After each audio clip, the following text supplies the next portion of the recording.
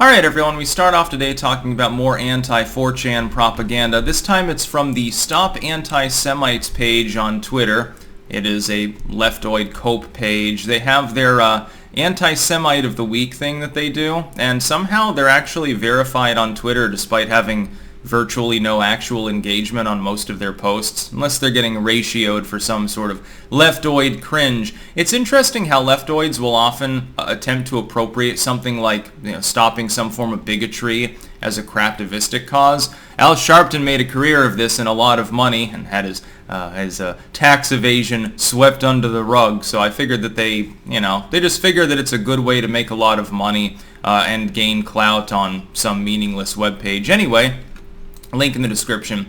There is one that's live, and that's because, of course, I wanted people to be able to participate in the dumpster fire of a post here. The second one is archived. There is always the possibility that pages like this that are extremely disingenuous will delete their posts if they get enough negative attention, because they don't want the blowback on future posts. Even though mostly on Twitter, any attention is good attention, it doesn't really matter if it's criticism.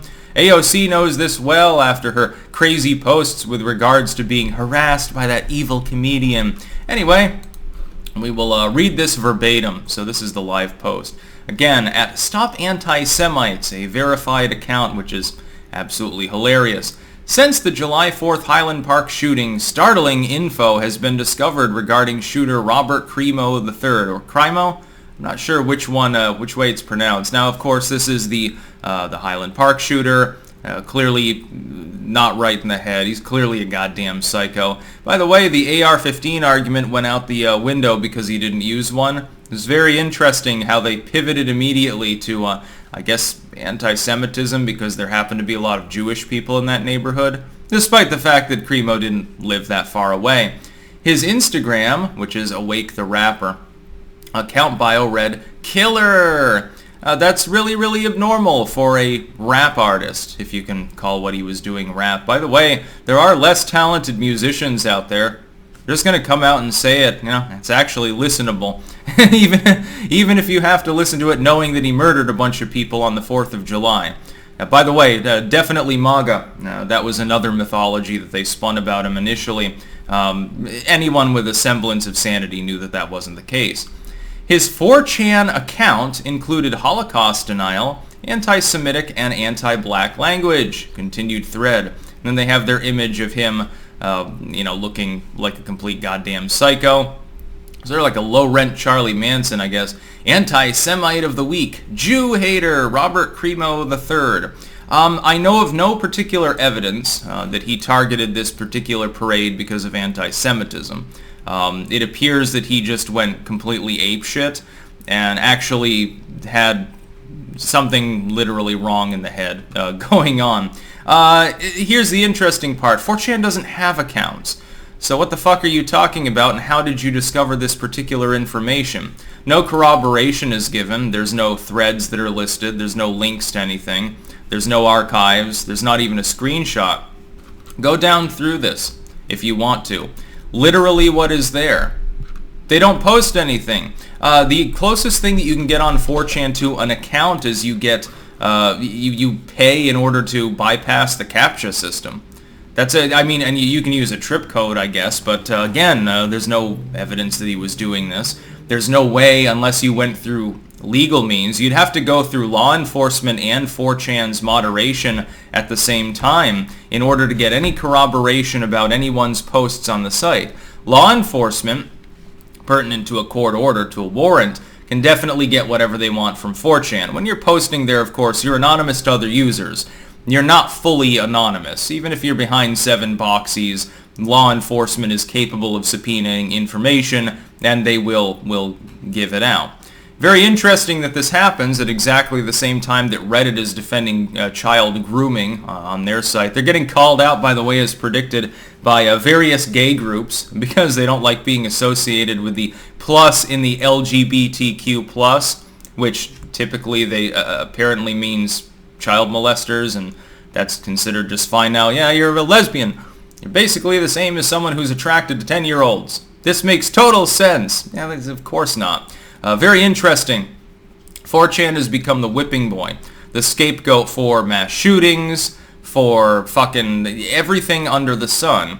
Years and years and years have gone by. Every part of the political and social spectrum has blamed 4chan, much like they blame video games for every ill under the sun.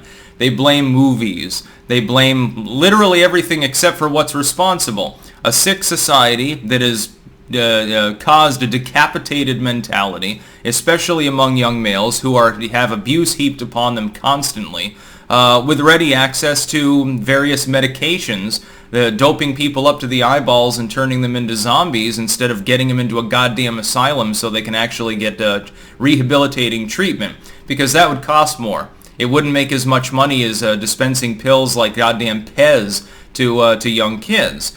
Of course, I'm not justifying the July 4th shooting. Again, the fact that it happened on July 4th means it's definitely not MAGA related, etc.